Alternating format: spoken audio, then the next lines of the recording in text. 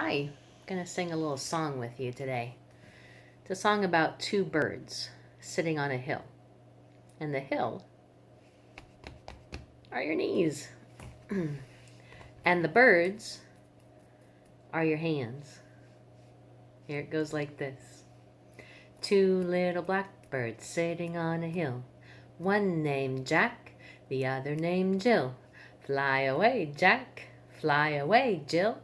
Come back, Jack, come back, Jill. You can change the color of the birds.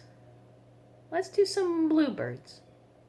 Two little bluebirds sitting on a hill. One named Jack, the other named Jill. Fly away, Jack, fly away, Jill.